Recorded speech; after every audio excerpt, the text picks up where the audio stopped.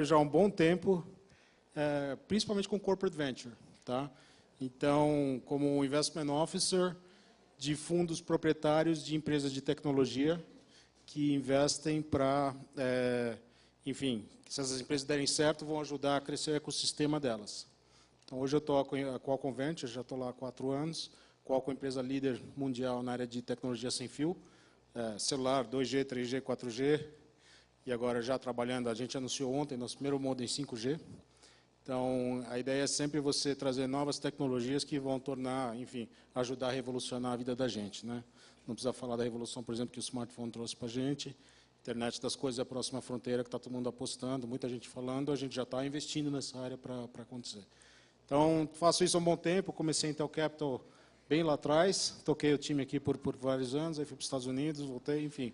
Mas essa é o Carlos 2.0. O Carlos 1.0 foi engenheiro químico, trabalhou chão de fábrica, trabalhou em refinaria de petróleo, fez mestrado em engenharia química, mas isso é outra vida. Então, vamos falar do 2.0. Romero, mesma pergunta. Quem é você, para a gente começar aqui? Bom, eu sou formado em engenharia, quase não formei, voltei e formei. Eu, na verdade, parei a faculdade de engenharia para tocar, junto com mais 3 amigos, uma empresa que a gente começou, que era o Buscapé. Isso era em 99. A gente eu toquei a empresa desde a fundação, quando a gente lançou o site em junho de 99, até recentemente, a questão de 2 anos atrás, quando eu deixei a empresa. No meio desse caminho, eu acho que eu vivi diferentes momentos da empresa, diferentes aventuras. Foi desde a empresa realmente de garagem, até receber diferentes rodadas de investimento com diferentes perfis de investidores. E passamos pela venda para um estratégico que comprou a Naspers, comprou 91% da empresa em final de 2009. E aí eu experimentei também ser um executivo global da Naspers por um tempo. Então, de 2009 a 2012, 2013, eu continuei tocando Buscapé, depois eu fui CCO global de comparação de preços na Naspers. Há um ano atrás eu saí e, na verdade, nesse momento, quando eu comecei a ter essa função executiva, eu comecei também a participar de vários conselhos, fazer bastante investimento anjo.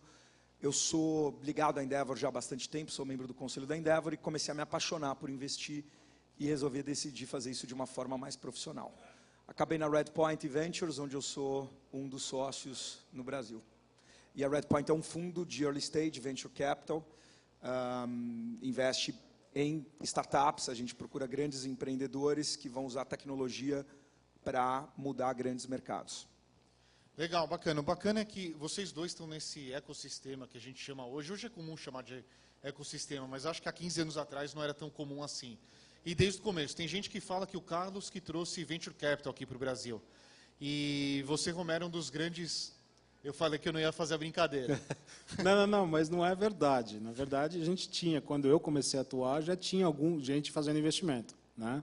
Então, mas era aquela coisa, geralmente era um braço de um banco, como a bolha estava acontecendo, todo mundo achava que tinha que investir, né? E só para você ter uma ideia, na época, para a gente, do ponto de vista de Intel Capital, tudo bem que era uma coisa diferente, mas um cheque de $5 milhões era... põe 5 lá. Né? Quer dizer, não tinha, sinceramente, não tinha tanta ciência quanto tem hoje. De uma certa forma, né, eu acho que hoje tem menos ciência, mais arte. Não sei se estou sendo claro. Então, ali era um pouco mais assim, vamos fazer enfim, os números não faziam tanto sentido, né? Até porque a internet era desse tamanho, então assim, toda a projeção era um negócio. Hoje você olha muito mais para metrics e traction, etc., mas menos para realmente como é que eu vou estruturar a transação. É mais padrão hoje. Não, eu acho que o CK está sendo humilde aqui, porque em 99 a gente estava tentando criar uma startup, você já estava eram poucas as firmas que eram dedicadas a venture. Então acho que o CK teve uma grande contribuição para o ecossistema e para a área de investimento, isso desde 99. Mas exatamente isso que é legal desse painel, porque são pessoas que estão trabalhando nesse ambiente já há bastante tempo, e dos dois lados da mesa. E eu queria que vocês discorressem um pouquinho sobre como que evoluiu a maturidade do nosso mercado, desde que vocês começaram a falar de inovação, empreendedorismo, startup. Na época, acho que quando você fundou o Buscapé nem tinha esse termo, investimento. Fala um pouquinho desse processo. Se você for fazer uma retrospectiva dos últimos 15 anos, como que seria essa retrospectiva? Carlos. Eu começo? Começa aí. Quer que eu fale como Manda empreendedor? bala, tá manda bom, bala. vou falar como empreendedor. Eu acho que em 98, 99, quando a gente começou, não tinha nada, né? E na verdade, seria muita presunção dizer que a gente achou que ia levantar investimento. Não estava em nenhum plano de negócio, aliás, a gente não tinha plano de negócio, e a gente foi pego de surpresa pelo movimento, pela onda de investimento, em meados de 99. O Buscapé já estava no ar, começou a surgir gente querendo investir, contatando a gente tinha um projeto que estava no ar. O que, por um lado, é bom, porque a gente tinha plano de negócio. E, olhando em retrospectiva, boa parte das empresas que sobreviveram ao estouro da bolha foram justamente as que foram criadas antes do ecossistema de investimento, porque elas não podiam contar com o investimento e elas não podiam achar que iam vender banner para pagar a conta. Tinha que ter modelo de negócio de verdade. O que era muito difícil naquela época é que não tinha nada pronto também em tecnologia. Você queria fazer uma loja online, você ia ter que fazer uma loja online, ia ter que fazer um PagSeguro, ia ter que fazer um Braspag que conecta no PagSeguro, ia ter que fazer, se bobear, o link X25 para conectar com alguém. E você ia ter que fazer o WMS, ia ter que fazer a loja, indústria não mandava catálogo. Comprar um servidor da Sun, um roteador da Cisco. Tudo, né? tudo, exatamente. Configurar, subir Apache, enfim, tudo que você puder imaginar que hoje você não precisa mais fazer. O bom é que você tinha barreira de entrada. Então, a gente sabia que se alguém quisesse copiar o Buscapé, se um time começasse a fazer o que o Buscapé estava fazendo, a partir do dia 1º de junho de 99, quando a gente entrou no ar, ia levar 1 ano para ficar pronto. Então, a gente tinha 1 ano para poder crescer. Hoje, 2 coisas mudaram, acho que as 2 principais diferenças do lado do empreendedor nesse sentido. Primeiro, está tudo pronto. A loja que a GP gastou $1 milhão para colocar no ar em final de 99, quando eles compraram a Booknet e mudaram de nome para Submarino, custa hoje $50, e é bem melhor. A diferença é que a competição ficou muito maior. Então, se antes você precisava ter pelo menos se não metade dos founders sendo engenheiros, hoje você tem startups incríveis com pessoas de diferentes disciplinas, e nenhum é técnico. A diferença é que a competição ficou maior, então a briga para ganhar mercado é maior, e venture ficou mais importante nessa história. Verdade, ao mesmo tempo, eu acho que, assim, voltando, e agora mérito aqui para o Romero e os co-founders dele, na verdade, tinha, acho que, pouca gente que nem eles. A gente via muita gente fazendo MBA, fiz MBA, montava um business plan, e o business plan valia $10 milhões. E o cara conseguia levantar o dinheiro. Porque era assim, o cara tem pedigree, o cara tem isso, tem aquilo, mas nunca tinha arregaçado a manga. Então, era o cara que via de consultoria, o cara que via de banking, etc. Então, isso mudou, né? Isso é uma das coisas que mudou. O Romero já falou de novo, tecnologia hoje virou totalmente democratizada, né? Você, literalmente, hoje começa uma empresa com R$2 mil, alguma coisa assim, tá? Do ponto de vista de tecnologia, de estar up and running, né? E aí, enfim, falando do ecossistema do lado de investidor, eu acho que amadureceu muito, né? De novo, a gente tinha engenheiro químico, tinha conhecimento de finanças, MBA, foi fazer venture investing. Tinha trabalhado numa transação grande de M&A. Então, assim, também experiência zero, né? Olhava para os negócios e foi aprendendo no meio do caminho. Então, hoje não. Hoje você tem gente, cara, que foi empreendedor, que estava de um lado da mesa, está no outro agora, que constrói uma empatia muito maior com o empreendedor, o cara saca na hora, etc. E a gente vê isso, em geral, nos investidores. Tem até esse movimento grande de tem casa de investimento que só tem ex-empreendedor, né? Não tem como investment professional. Então, isso mudou muito. Acho que mudou o ecossistema como um todo, está bem mais rico. Então, hoje, no Brasil, a gente tem um número grande de fundos ativos, fundos de tamanhos diferentes. Não é perfeito. A gente ainda tem uma lacuna boa para bem early stage investing, um cheque que talvez tipicamente a gente não escreveria, né? Que assim, a empresa tem uma lacuna ali entre um angel e talvez onde tipicamente o primeiro VC round acontece, né? E a gente tem se adaptado, tem feito uma ou outra coisa de seed para tentar preencher, mas não dá para fazer tudo. Acho que você poderia ter mais aqui. E tem claramente um gap para a série B para cima, né? A gente tem dependido muito ainda de fundos de lá de fora. Então, as empresas que despontaram e deram uma porrada, legal, elas conseguem levantar dinheiro. Mas tem muita empresa legal que está indo bem, só que não deu aquela porrada ainda, e aí o cara tem dificuldade a gente chama de Series B Crunch aqui no Brasil, né? Lá nos Estados Unidos, como você tem muito angel investing, você tem o Series A Crunch, que o cara tem dificuldade. Aqui eu diria que os bons empreendedores conseguem levantar o A, mas na hora de ir para o B não é tão garantido. Mas, em geral, de novo, você tem um ecossistema do ponto de vista de tanto de o pessoal, do jeito que ele pensa, como que funciona, todo mundo é pró-empreendedor, vamos construir o ecossistema, vamos ter um caso de sucesso, vamos dividir, etc. Eu acho que isso é muito diferente do que era lá atrás. Lá atrás era... Vou contar uma história que é verdade. Eu cheguei a receber um cara uma vez no escritório com um PowerPoint. Ele falou, estou fazendo isso, e ano que vem eu vou abrir o capital na Nasdaq. Juro por Deus. O cara falou isso. Falei, o cara não tem noção como é que funciona, né? Você demora 6, 7, 8 anos para uma empresa chegar no estágio que talvez possa abrir o capital, né? Então, exatamente. Ciclos econômicos, quando vocês passaram na vida, o que isso influenciou nessa jornada dos últimos anos? E o que esse ciclo econômico que a gente está passando agora, ele positivo, negativo, neutro, o que isso significa para vocês que estão já nisso há bastante tempo? Bom, para o Buscapé foi muito benéfico. E uma coisa que a gente aprendeu cedo no Buscapé é que, quando a economia está bombando, o consumidor ele não muda de comportamento. Ele adiciona novos produtos na carteira dele, mas ele não muda de comportamento. Quando vem o down cycle, ele é obrigado a mudar de comportamento, porque a carteira diminuiu. Então, a grande dificuldade que a gente viveu durante 10 anos, e para criar a cultura de comparação de preços, levou 10 anos, é fazer o cara, na hora que ele fala, vou comprar a TV, ele tem que, em vez de pegar a chave do carro para ir para o shopping, ele tem que ir lá para o escritório, abrir para o escritóriozinho da casa dele, para o quarto, para onde foi que o computador naquela época ficava no escritório, tem que ir para o escritório, ligar o computador, conectar na internet e fazer uma pesquisa de preço. Parece bobo, mas é muito difícil. E a gente sempre precisou da crise para educar esse consumidor que ia para o shopping, tomava 3 chopps no Applebee's e saía com uma TV 42, a não fazer isso. E foram realmente 10 anos. Então, acho que 2 coisas a crise traz que ajudam muito a startup. Uma, mudança de comportamento, a outra, acesso a talento. Então, num ambiente de crise, nunca é fácil, mas é mais fácil uma startup trazer talento AAA de uma corporação. Porque, obviamente, às vezes a corporação não é nem que a corporação vai fazer demissão ou não. Às vezes ela coloca projetos que são super sexy em hold, para esperar, em espera para esperar a crise. Então, isso são 2 pontos positivos.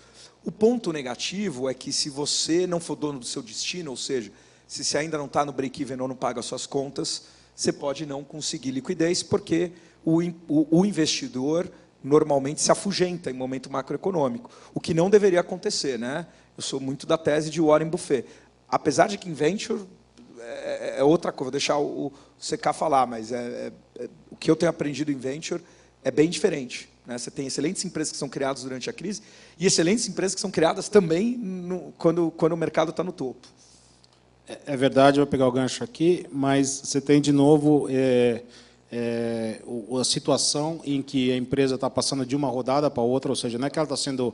E aí fica meio que no mata-burro, né? Então, você tem, de novo, falei um pouquinho já disso, empresas que, enfim, não fizeram o triple, double, né? Assim que deram aquela cacetada, mas que estão indo bem, estão crescendo 50%, 80%, mas não despontaram.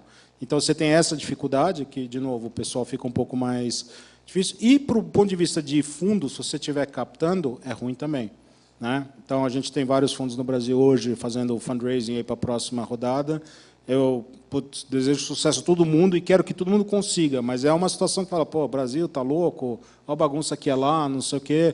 Então, o que a gente sempre gosta de dizer, eu tenho certeza que vocês dizem a mesma coisa, a gente, obviamente, o nosso ciclo é longo, nosso ciclo é 6, 7, 8 anos. Então, do momento de fazer o fundraising, de investir para você ter uma saída, dessa ordem, número 1. E número 2, essas empresas, elas tipicamente estão desenvolvendo soluções que são, de fato, redesenhando ou uma vertical existente, né, ou criando uma nova oportunidade que nunca ninguém pensou. E essas coisas tendem a crescer de uma forma super forte, né, e não é que o PIB é 2% positivo ou negativo que vai afetar isso. Então, no estágio inicial, isso faz pouca diferença. Óbvio, se você é muito perto de consumidor, dependendo do teu negócio, afeta, mas via de regra afeta bem menos do que uma empresa grande estabelecida. Bacana, obrigado. Romero, você já há bastante tempo, uma das coisas que eu acho mais bonitas, por exemplo, no Vale do Silício, são empreendedores de sucesso que geram uma liquidez e acabam investindo em outros empreendedores. E eu acho que você é um dos exemplos que está fazendo isso no nosso mercado, no mercado brasileiro. E eu vi uma palestra sua quando teve a conferência da Anjos do Brasil, que você falou que investimento anjo era como se fosse sua cachaça. Você gostava de fazer porque te dava tesão fazer aquilo lá. Me conta um pouquinho desse processo de transformação de empreendedor para investidor anjo, agora VC. E por que essa transição? Legal.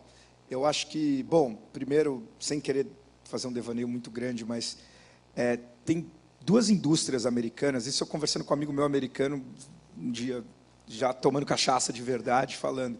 Tem duas indústrias americanas que são, no final do dia, grandes plataformas geopolíticas americanas e que você vê esse fenômeno de quem passou por ela volta e reinveste.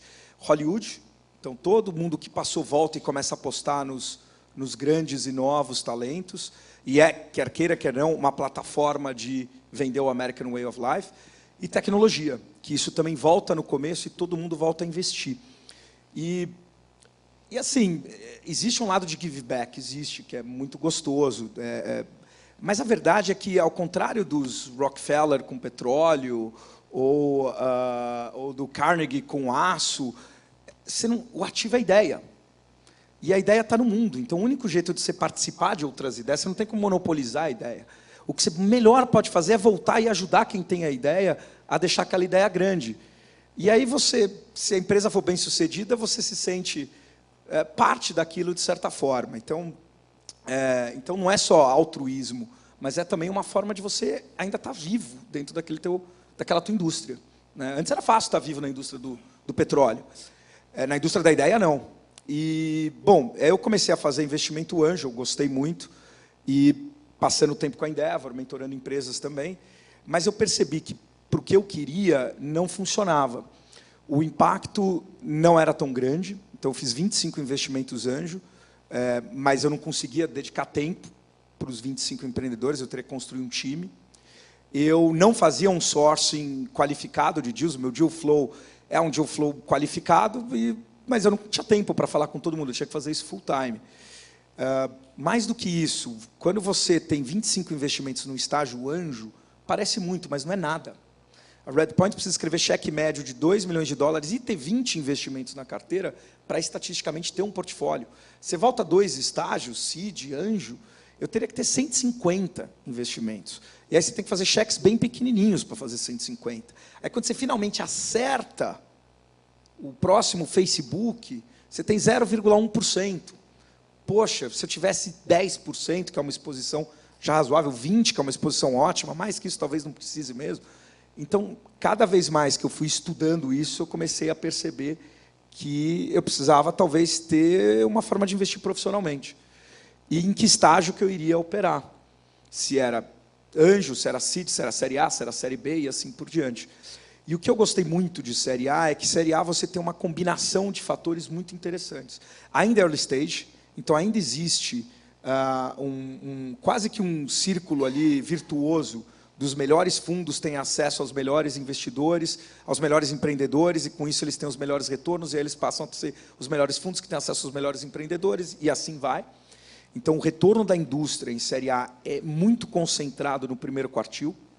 Os top 25 fundos devolvem 30% em dólar nos Estados Unidos, o segundo quartil devolve 0%, o terceiro e o quarto perde dinheiro. E dentro desse primeiro quartil, os top 5... Você falou 30, Romero.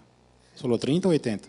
Não, 30. Acho que é mais. O primeiro quartil, acho que tem que os ser primeiros mais. 25. Acho que tem Eu que vi ser bem no mais. Wall Street Journal, mas os top 5 devolvem 75% net of fees. Isso, completamente net of fees. Pode ser mais até, mas enfim. Mas o retorno é completamente concentrado no primeiro quartil. Então, quer dizer, a gente ainda tem uma indústria nascente que dá para, talvez, criar uma firma posicionada dessa forma. Ao mesmo tempo, quando você investe o cheque de série A startup ela já tem um produto no ar, ela está começando a vender, você consegue fazer landscaping, você consegue olhar para uma determinada startup e falar quem mais está fazendo isso e deixa eu ver qual o empreendedor que eu vou apostar. Quando você está fazendo anjo, não dá. Você tem que ter um cheiro de que aquele empreendedor vai conseguir para o mercado mais rápido e de que ninguém está olhando aquilo. Então, essa combinação me fez ir para a Série A e aí para a Redpoint foi consequência. Muito legal. E, Carlos, no seu caso, hoje a gente está falando muito de corporate venture. E você trabalhou bastante tempo na Intel Capital, agora está na Qualcomm Ventures. Eu queria que você falasse um pouquinho, qual que é a tese de investimento, por exemplo, se você puder falar um pouco, o que é uma tese de uma Intel, o que é uma tese de uma Qualcomm? E para quem for da audiência quiser pensar no corporate venture, o que seria uma tese de corporate venture? Por que uma grande empresa investe em startup? Legal. A empresa investe, em primeiro lugar, a gente é investidor. Então, é para fazer dinheiro. Isso aqui não é caridade. Tá? Então, é super importante isso por algumas razões. Número um, se a atividade não tiver retorno comensurável com risco, um dia o CFO vai acordar e falar, pô, eu tenho não sei quantos neguinhos lá investindo, no nosso caso. A gente investe mais ou menos 200 milhões por ano, globalmente. Tá? Não é pouco dinheiro. Tem gente que investe mais, mas não é pouco dinheiro. Né? Então, se daqui a 3, 4 anos a gente está perdendo dinheiro, não está tendo resultado, não está tendo resultado, está falando, por que tem essa função aqui? Mais fácil eu botar num negócio sem risco, né, ter um treasury dinheiro lá e estou tranquilo. Então, isso é importante. Mas isso é importante também porque as empresas que são bem-sucedidas são as que vão fazer a girar a roda. Então, se a gente tem bons investimentos, a gente busca, como investidor estratégico, impacto no mercado. Eu já vou explicar o que é isso. Essa empresa só vai ter impacto se ela escalar, se ela for bem-sucedida. Pode ser a tecnologia mais legal do mundo, um negócio super cool. Se o negócio não escalar, não vai ter impacto. Então, a gente quer que a empresa se dê bem, que significa que ela vai crescer, e significa que, em algum momento, ela vai ser interessante o suficiente para vir, se tudo correr bem, vários compradores brigarem para comprar a empresa. Né? Ou ela ser independente, conseguir ser independente e abrir capital na Bolsa. Então, a parte do retorno financeiro para um investidor estratégico é super importante. Tá? Aí, no que a gente investe, por que a gente investe? A gente investe para, como investidor estratégico, eu gasto nosso tempo e energia, que é o nosso ativo mais escasso, é o tempo. Né? Em empresa, a gente sempre faz a pergunta, se esse negócio der certo, ele vai ajudar a crescer os mercados em que a gente atua? Ele está alinhado com tecnologias que a gente acha que a indústria vai caminhar, está alinhado com uma certa direção que a gente acha que a indústria vai caminhar ou precisa caminhar? Né? Então, ou para crescer o mercado, crescer o ecossistema para os nossos produtos, ou para estar alinhado, de novo, com alguma tese que a gente acredita que a indústria vai caminhar nesse sentido. Vou dar um exemplo. Se você olhar para consumo de dados em redes celulares, nos últimos anos ela tem dobrado ano a ano. E não tem diminuído isso. Tá? Então, se você pegar 10 anos, 2 a 10ª dá 1000 vezes. A gente tem um negócio, um tema dentro da Qualcomm que chama 1000x Challenge, um desafio de 1000x. Para quem é engenheiro, vai lembrar que 1000 vezes são 3 ordens de grandeza. Né? A gente está feliz quando você tem uma melhoria 10 vezes. Imagina 10 em cima de 10 em cima de 10. Resposta para esse desafio. Você não tem uma solução única que vai te levar daqui para lá. Então, a gente investe em empresas que ajudam a compor soluções, né, que vão ajudar a gente a caminhar nessa direção. A gente tem tecnologias próprias, mas, ao mesmo tempo, a gente investe em empresas que sejam complementares a isso. E, de novo, eu faço a mesma pergunta que o Romero vai fazer, Romero e a equipe vão fazer. Isso aqui é uma boa empresa, é um bom negócio, né? Is it a good business? E a segunda, is it a good deal? Pode ser um good business, mas um deal caro que, como investidor, não vou fazer retorno. Então, a gente faz a mesma coisa. Só que, antes disso, a gente pergunta, se esse negócio der certo, ele vai, de novo, estar alinhado com nossos objetivos estratégicos, vai ajudar a crescer demanda por nossos produtos, esse tipo de coisa. Então, essa é parte da resposta. Tem mais uma razão que a gente investe, muitas vezes, para aprender. Tem tecnologias novas, a gente não sabe se vai ser importante ou não, se vai ser positivo ou negativo para a gente, então a gente quer estar perto. Então, a gente está lá, está aprendendo sobre um fenômeno novo, pô, isso aqui funciona, não funciona. Então, a gente tem um monte de coisa que a gente investe. E um exemplo bom, quando a gente investiu na Waze lá atrás, em 2008, 2009, o pessoal que era da indústria de mapa falava, isso aqui nunca vai funcionar. Você construir com crowdsourcing mapas, o pessoal falava, vocês não sabem o que vocês estão fazendo. E vem para hoje, né, a gente estava falando agora há pouco de uma empresa aqui no Brasil, em Local Media, que usa crowdsourcing para você pegar sinal de celular e você mapear ambientes indoor. esse conceito de crowdsourcing, algo que passou a ser usado em várias outras indústrias, né, em várias outras aplicações, e, de novo, foi algo que a gente usa como ou para aprender, ou uma função sensorial dentro da Qualcomm. Então, essas são as razões pelas quais a gente investe. Aí eu queria falar um pouquinho o que deveria ser a cabeça, para quem está pensando em montar um corporate venture, né, o que deveria ser a cabeça. Então, assim, eu acho que a gente é bem-sucedido porque, a gente é agnóstico. Então, apesar de eu ser Qualcomm, a gente ter, enfim, uma grande participação de mercado, market share grande, etc., eu não forço as minhas startups a usar só o telefone com processador Qualcomm. Tanto faz. Eu vou deixar o pessoal de vendas ganhar nos méritos comerciais, né, de produto, qualidade de produto e preço, ganhar nesse sentido. A gente quer aumentar a pizza, né? Deixa eles irem, de novo, fazer um produto melhor, superior, com relação ao custo-benefício superior, para o pessoal acabar escolhendo aquilo. Então, a gente é agnóstico, isso é super importante por algumas razões. Se eu começasse a forçar a empresa a usar minha tecnologia, daqui a pouco o Romero ia falar, cara, mas tem coisa melhor ali, por que você está usando dele? E ele não ia querer co-investir comigo. Então, co-investimento é super importante para a gente funciona muito nesse modelo, a gente acredita que é complementar, a gente acredita que a gente tem muito a agregar, mas talvez em áreas diferentes de um fundo tipicamente financeiro, né? E, então, isso é importante para a gente ser agnóstico até para isso, para a gente conseguir continuar a investir. Pô, os caras são legais, os caras é legal trabalhar com eles, vamos trazer eles para o deal também, ou eles estão mostrando um deal para a gente, vamos olhar. Né? Então, essa é uma razão. 2, startup é um ser frágil. Né? Até chegar em série C, né, tá ali, está procurando o modelo de negócio, está desenvolvendo o produto, está procurando o primeiro cliente. Eu começar a forçar o cara, não, você precisa usar a minha tecnologia. O cara está preocupado com um problema bem maior do que o que ele vai usar. Se chegar lá na frente, a empresa está indo bem, série A, B, é até bom estar perto cedo, para eventualmente falar, olha, tem esse negócio aqui, você quer experimentar, quer brincar com ele, quer experimentar? De novo, arm's length, sem forçar, né, deixa os caras decidir se fizer sentido. Então, tem algumas regras que a gente acha que é importante para um corporate investor para ser bem-sucedido. Uma regrinha a mais. A gente não tem business agreement nenhum, a gente não pede direito nenhum, já falei sobre isso, e a gente não tem direito nenhum especial. Tenho direito a comprar a empresa lá na frente, etc. Porque, de novo, isso vai afugentar com o investidor, isso provavelmente não vai ser bom para o empreendedor em si. Né? Se você tiver um right of first refusal, por exemplo, você está muito provavelmente limitando o valor, né, de saída da empresa, que não é bom nem para o empreendedor, nem para o investidor, e, de novo, aí você entra numa espiral negativa. Então, a gente tem essas regras básicas de ser agnóstico, de tentar ser friendly, tentar ser rápido. Né? Os corporates têm tipicamente fama de serem mais devagar, é uma estrutura um pouco diferente, não é um partnership em que você tem 5 caras em volta da mesa que faz a decisão, etc. Então, a gente tenta ser super rápido, tudo para ser um bom parceiro para co-investir. Então, quem estiver pensando, eu acho que é legal você pensar nessas coisas, assim, tente ser um cara que vai agregar, ajudar e que não vai atrapalhar. Se for atrapalhar, sai da frente. E é bacana que, nesse 1 ano de Cubo, a gente foi aprendendo qual que era a nossa vocação. E, absolutamente, uma vocação que nós temos é encurtar a distância entre o corporate e startup.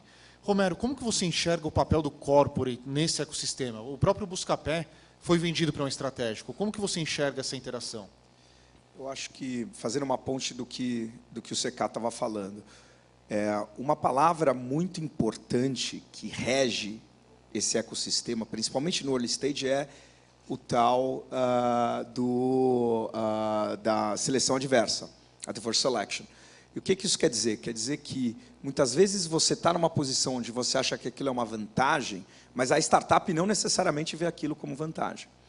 Então, se uma corporação quer atuar num estágio inicial, num early stage, para descobrir a startup que pode matar ela, e ela quer justamente ter uma participação nessa startup, a startup que realmente vai matar ela só vai aceitar contar o que ela vai fazer se ela não teve mais ninguém que escreveu o cheque. E isso é a seleção adversa. Então, você acaba pegando só o pior, só o que decantou, pela forma como você montou a tua estrutura de inovação. Então, montar a estrutura de inovação é muito importante. E ela tem que ser diferente conforme o estágio. É uma coisa para super early, para série A, para série B, para série C e assim por diante. E a gente pode até falar mais disso. trazer a corporação para perto da startup muda o jogo completamente, e eu vou dar um exemplo. Das 50, são 57 ainda, ou já são 58, não dá nem para acompanhar. Das 58 startups que estão no Cubo, existem várias conversas acontecendo delas com o Itaú, delas com a Accenture, delas com clientes da Accenture, com uma série de outras empresas. Quando a gente volta para 98, 99, o primeiro cliente que o Buscapé teve corporativo foi o Bradesco. E, enfim, qualquer banco naquela época seria a mesma coisa. A gente foi o engine do Shop Fácil, lá atrás, em 99. E a gente passou pela área de negócios, ok, passou pela área de tecnologia, ok. Quando chegou na área jurídica, o pessoal falou assim, olha, está tudo pronto, a gente vai analisar o contrato, mas antes eu preciso de 4 anos de balanço auditado. Eu falei, não, mas eu não tenho. Tá bom, não precisa ser auditado. Eu falei, não tenho, eu tenho 4 meses, o que eu faço? E a primeira resposta foi, bom, aí você tem que esperar 3 anos e 8 meses. Porque existia um risco claro de continuidade. Como é que uma grande corporação vai fazer uma parceria com uma startup, de repente a startup não está lá, como é que a gente faz isso? E isso que a gente está vendo acontecer aqui muda tudo. Porque na hora que essa startup tem receita, a receita recorrente é de uma grande bandeira, de uma grande placa, isso já atrai investidor, o investidor investe, ele cresce a equipe de venda, ele vai para o próximo cliente e fala assim, olha, já tem esse cara, e agora ele tem 2, ele tem 3. Então, primeiro ponto é, você põe oxigênio no tanque. Né? E isso é fundamental. Por isso que é tão importante ter as corporações próximas, por isso que a gente é tão feliz e tão honrado de estar nesse projeto junto com o Itaú. O segundo ponto, que não existe no Brasil, o Brasil ainda é muito binário no sistema de inovação. Deu certo, ok, cheque grande, não deu certo, morreu. Nos Estados Unidos, você tem todos os tons de cinza. Você tem aquela startup que está indo bem, que está faturando, que tal não está lucrativa, talvez não seja uma grande companhia, mas é um excelente produto para essa corporação adicionar ao portfólio dela. Então, você vê constantemente grandes empresas de tecnologia, a Cisco tem comprado 2 por mês, ela vai lá e já coloca o logo Cisco na frente, fica Cisco XPTO, Cisco Acme, Cisco... depois você tem aquela startup que nem virou muito um produto, mas é um feature maravilhoso para adicionar o produto. E você ainda tem aquela startup que o time é incrível, está trabalhando junto, é o melhor time que entende daquele assunto no mercado. E para eu contratar um time desse, para eu convencer eles a largarem aquela startup, para eu achar alguém equivalente, vai levar 1 ano, 1 ano e meio. 1 ano e meio é custo de oportunidade demais. Por que eu não escrevo um cheque pequeno e faço um acqui-hire? Então, trazer a corporação para esse ecossistema dá, primeiro, receita para o ecossistema, mas dá também diferentes graus de saída. E isso é muito importante, por 2 motivos, não só para o investidor. O investidor é importante porque compõe retorno do portfólio, mas é importante para liberar o empreendedor. Às vezes o empreendedor está preso naquele projeto de 10 anos, que não está crescendo mais, mas também já não é mais pequeno, e isso faz com que ele possa voltar e empreender de novo. Não, excelente. Deixa eu aproveitar esse gancho e fazer uma pergunta que não dá para não fazer essa pergunta com 2 investidores no palco. Sendo investidor, o Romero, mais como anjo, agora como VC, e Carlos, você que já está nessa trajetória há bastante tempo, o que não pode faltar no empreendedor quando ele vai falar com vocês? É a pergunta, vocês já responderam isso 30 vezes, mas mais uma vez. Tá bom. Vou começar, Romero, eu tenho certeza que vai complementar bem. Eu acho assim, tem algumas regras básicas que eu acho importante quando o empreendedor vem se aproximar do investidor. Eu acho que você tem que ter a capacidade de articular bem a proposta, a oportunidade que você tem com você. Quer dizer, qual o problema que você está resolvendo, qual o tamanho da oportunidade, qual o seu diferencial, etc. Um pouco do pitch clássico, né? Mas está de uma forma bem redondinho para facilitar, etc. Voltando ao tema, tempo é o nosso ativo mais escasso. Né? A gente está sempre cheio de gente querendo conversar, etc. E tal. Então, quanto mais redonda vier a bola, melhor, mais fácil para a gente de entender na hora, puta, legal, eu entendi, olha, eu não posso te ajudar, mas conversa com esse cara aqui, etc. Então, essa é uma coisa. Aí, a partir do momento que chamou a atenção, tem algumas coisas que a gente gosta de ver no empreendedor. Né? Um é aquele empreendedor bom, por definição, é cabeça dura, é contra...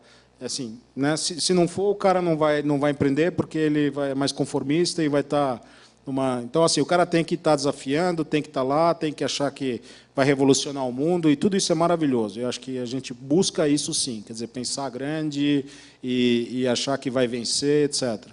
Mas ouvir é importante. né? Então, você internalizar feedback, falar, pô, não, entendi, etc. Então, isso é importante. Acho que a gente, às vezes, vê um cara que é cabeça dura, é do jeito, tem que ser daquele jeito, etc. Fala, putz, eu vou botar, assim, muito mais do que dinheiro, a startup, o dinheiro é 1/3 da história, né? É o dia a dia ajudando, pô, já pensou nisso, já pensou naquilo, já conversou com esse cara. Então, assim, a pessoa que é capaz de ouvir, a pessoa que enfim, está disposta a mudar um pouquinho, baseado nos inputs, etc., é super importante, né? Só o dinheiro, de novo, é parte da história. Então, isso é o que a gente busca bastante. E, dois, até antes disso, no processo negocial, a gente vê se o cara, de novo, está olhando para... Esse é o potencial, esse negócio vai ser desse tamanho, né? Eu já vi deal, também já fui culpado disso, eu já vi deal morrer por causa de 2% para cá, 2% para lá, né? Coisas bobas, quando você para pensar, puta, esse negócio pode ser tão grande que tanto faz se o 2% é para você ou para mim, né? Nós dois vamos estar dando risada. Mas é um pouquinho do body language ali naquele processo, de como são as iterações, etc. Ali dá para aprender bastante também, se o cara está acreditando ou não está acreditando. Então, esses pontos iniciais. Assim, eu concordo totalmente. Vou adicionar uma coisa ou outra, até para fazer uma piada. Eu brinco que tem 3 tipos de empreendedor. Tem aquele que você fala alguma coisa e fala, poxa, legal, acho que eu vou anotar, vou pensar e tal, que é exceção e tal, mas muito bom. Aí tem aquele que fala, não sei, poxa, ele é meio negativo. Ele volta depois de 2 semanas ou 2 meses e fala, eu tive uma puta ideia. E esse é o melhor, porque aí a ideia não é, a ideia é do time. E você tem aquele que é cabeça dura, que você fala, putz, esse aqui vai dar trabalho. Mas o empreendedor escutar, porque o que a gente está fazendo no early stage é tentando ajudar. E a gente não sabe exatamente como ajudar. A gente não deveria ser tão expert quanto o empreendedor naquele setor. O que a gente tenta é trazer outras experiências que podem ajudar ele de alguma forma. Então, concordo totalmente. Eu acho que outra coisa que a gente busca, mas não é fundamental, é a experiência prévia no vertical que ele está tentando atacar com a solução dele, e isso ajuda muito. E o último, que é um pouco do que você colocou como terceiro, que eu coloco um pouco como paixão. A gente investe, e é uma decisão difícil para o empreendedor, porque a gente não investe para criar uma empresa de 100 milhões de reais, 200 milhões de reais. A gente investe para criar uma empresa 10 vezes maior que isso. É realmente para fazer aquela curva J e fazer a empresa virar uma empresa muito grande. A gente tem vários casos no passado recente do Brasil, a gente fala não tem saída, ainda remete muito à saída do Buscapé, que pode ser legal do ponto de vista pessoal, mas é ruim para o ecossistema isso. A verdade é que a gente teve muita saída dos últimos 20 a 10 anos atrás, de empresas que foram vendidas a 70 milhões de reais, a 200, 180 milhões de reais, porque não existia opção. O empreendedor chegava no momento em que ele não conseguia mais crescer, o Series B Crunch sempre existiu, e ele acabava vendendo a empresa. Então, a gente está investindo no empreendedor que vai querer criar uma empresa de 1 bilhão. E, para isso, ele precisa de muita paixão. Então, a gente precisa perceber que ele está apaixonado. E você percebe que ele está apaixonado quando ele está colocando a empresa na frente dos interesses pessoais. Quando aí ele te liga e fala, a gente precisa fazer um top-up no stock option. A gente precisa, a gente vai dividir isso aqui igual, a gente vai fazer isso, a gente vai fazer aquilo. Esses tipos de sinais são muito importantes, porque vai ter muito perrengue. Muito, eu prometo. Com ou sem dinheiro, vai ter muito perrengue. Romero tocou num ponto que acho que vale um double click, que eu esqueci de falar, que é conhecimento de causa. É você conhecer teu mercado, não significa necessariamente que você veio daquele mercado, mas que você estudou. E que você tem uma rede de advisors, ou você tem um cofundador que veio dali, e quando você pergunta algo, o cara sabe responder. A pior coisa que tem é um cara tentando pitch para você e fala, mas esse cara? Pô, esse cara eu não conheço. E esse cara é competidor? Esse eu não conheço. Então, acho que conhecer a tua piscina ali, onde você está brincando, acho que é super importante, porque traz confiança para a gente também. Legal, obrigado. Gente, a gente tem tempo, talvez, para 1 ou 2 perguntas. Alguém tem alguma pergunta na audiência? Deixa eu ver. Oi, faz favor. Está difícil de enxergar. Eu repito. Falando do corporate junto com a startup. Como vocês fazem esse acompanhamento das startups? O que procede isso para você saber se vale investir ou não, quando você como a Redpoint, a gente na Redpoint faz isso, ou como uma corporação deveria fazer? Você diz, como a gente na Redpoint? Como você na Redpoint. Como brinca um amigo meu que faz private equity, ele fala, nossa, sounds too exhaustive. A gente tem que conversar com muita gente. A gente conversa, em média, com 1.300 empreendedores, projetos, como a gente queira chamar, para investir, em média, 5 a 6 por ano. Então, é um funil grande. Tá? Enfim, e você acompanha, a maioria das vezes, você tem, às vezes, projetos excelentes que tem um ou outro problema, e a gente dá um feedback de um ou outro problema que a empresa tem, e, às vezes, o empreendedor retorna e a gente investe. Já aconteceu mais de uma vez. E tem diferentes tipos de problemas que acontecem. Às vezes, falta justamente alguém com o tal do field expertise, o founder vai para o mercado, acha um cara, traz para ser co-founder. A gente vê, às vezes, times incríveis resolvendo grandes problemas em mercados gigantescos, só que o cap table está deteriorado. Os fundadores têm 30% da companhia e os anjos, os investidores do seed, têm 70%. Isso é receita para desastre. A gente não vai investir, não vai consertar o cap table. Então, arruma esse cap table, tem N formas de fazer, a gente pode dar alguma ajuda, e aí você volta, a gente conversa de novo. Então, esse acompanhamento é constante. Né? O bom empreendedor, eu brinquei aqui que eu não tinha um processo para deal flow quando eu fazia investimento anjo, mas eu tinha. Eu investi em todos os insistentes. Teve cara que me escreveu 5 vezes, me ligou 8 vezes, aproveitou um ganchinho na Endeavor e me puxou. Eu falei, porra, esse cara, alguma coisa ele vai fazer. O cara é mordedor de osso, ele não larga. Então, é importante isso. Então, poxa, você mudou, você melhorou, você tem uma história nova, bate na porta de novo. Não tem problema nenhum, bate quantas vezes precisar. Não sei se a pergunta era acompanha aqui até chegar lá ou a partir do momento que você investiu. Foi isso mesmo? Eu entendi diferente. Mas acho que o teu ponto é bom. Mas Como que é pós-investimento, acho que é legal. Tá. O acompanhamento E o pós-investimento, vou pegar gancho aqui naquilo que eu falei agora há pouco. O dinheiro é uma parte pequena da equação. Né? Sempre falo, se eu escrever um cheque de 2 milhões, 3 milhões de dólares na empresa, voltar daqui a 5 anos, a chance da empresa não existir mais é muito grande. Né? Então, nessa indústria, a gente chama a nossa atividade de company building. Né? Tem um quê de ajudar e todo mundo ao longo da mesa, em volta da mesa, eu contribuo com estratégia, a gente discute de estratégia de funding, estratégia de empresa, de precificação, ajuda a contratar diretor financeiro, ajuda a contratar... vai conversar com aquele cara que ele pode talvez te ajudar. Então, tem uma interação com os... founders da empresa, né, muito frequente, e não é só na reunião de conselho uma vez a cada mês. Né, quer dizer, in between, liga lá, e aí, funcionou aquilo, conseguiu conversar com o cara, etc. Esse é um papel muito importante da nossa atividade. O que eu acho que é interessante, que não é particular da Redpoint, mas poucos fundos têm, a Qualcomm acaba tendo isso também, é que a gente tem um link grande com o Vale. A Qualcomm tem um link global, inclusive. Então, a gente consegue trazer muita prática do que está acontecendo com empresas parecidas, que passaram por esse problema há 5 anos atrás, porque era o estágio que elas estavam desse tamanho nos Estados Unidos.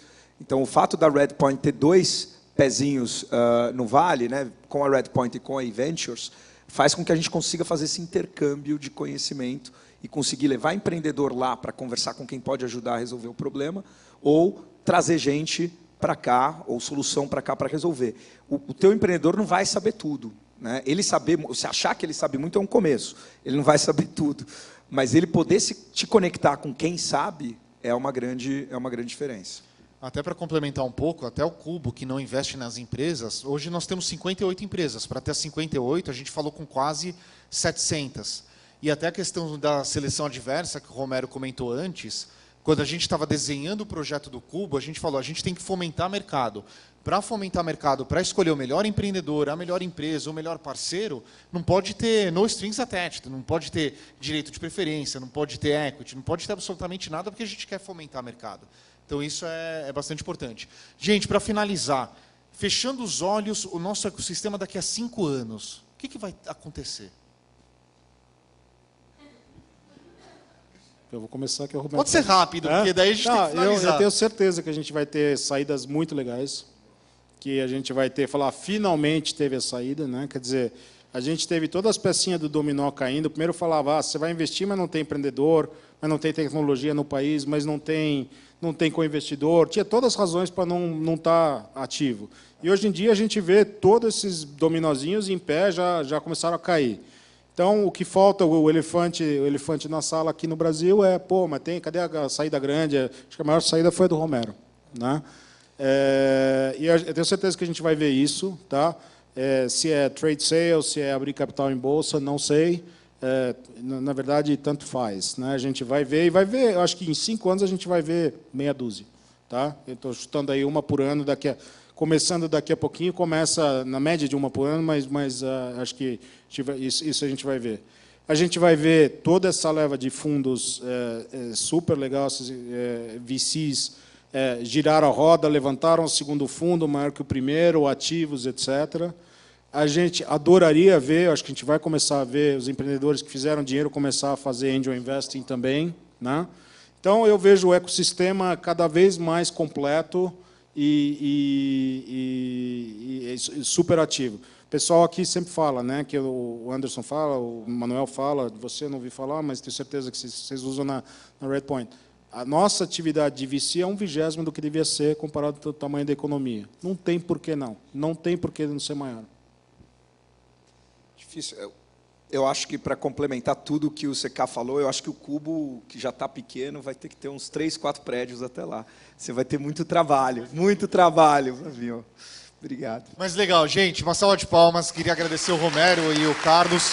Muito obrigado. Obrigado. Valeu. Obrigado. Obrigado. E deixa eu explicar para vocês o que vai acontecer agora. Todo mundo tem a agenda no crachá. E agora, a partir das 16 horas, a gente vai dividir aqui em 3 trilhas diferentes. Aqui no auditório, a gente vai ter uma sessão especial para Corporate Venture, que é uma sessão especial com o Jitendra, que é da Accenture. Ele é o Managing Director dessa prática lá na Accenture. Então, todo mundo que é de Corporate, aqui no auditório vai ser uma sessão super importante, super legal, que vale a pena participar. No 4º andar, vai ter um workshop que só tem 60 vagas. É para as primeiras 60 pessoas que vão chegar lá no 4º andar, que vai ser um workshop com Arduino para montar um cubo de LEDs que você chacoalha, ele funciona como se fosse um dado. Você vai aprender a fazer o seu Arduino, LED, etc., soldar. Super bacana, só 60 vagas no 4º andar. E no 5º andar, a gente vai ter TED Talks com empreendedores que têm uma trajetória super legal também. Vai ter o Benjamin do Guia Bolso, o Marco Fisben do Descomplica e o Marco de Mello da PaySafe no 5º andar, tudo agora em paralelo. Cabe a cada um de vocês escolher onde vocês querem participar. Essa sessão vai ser das 16 horas até as 17h30 e depois a gente volta com os keynotes de encerramento às 17h30. Gente, muito obrigado. Por favor, cada um se dirija para a atividade que quer fazer agora. Obrigado e vamos dar continuidade ao evento.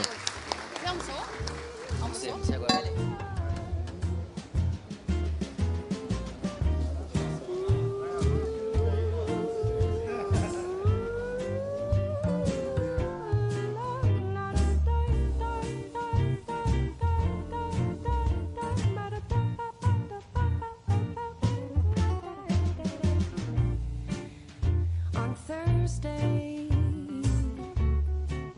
the wind shakes the trees.